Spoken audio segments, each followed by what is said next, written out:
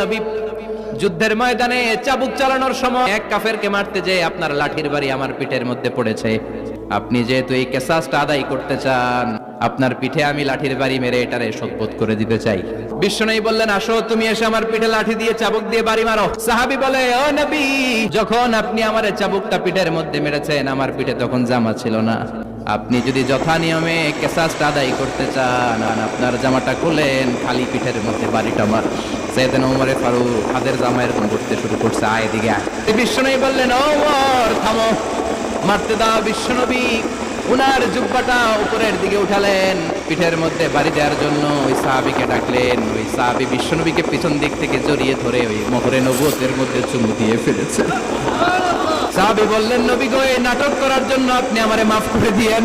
অনেক দিনের সাধনা, জল্পনা কল্পনা, আপনার মোহরে নবুয়তের মধ্যে আমার ঠোঁটটা লাগিয়ে আমার ঠোঁটটারে আমি জাহান্নাম থেকে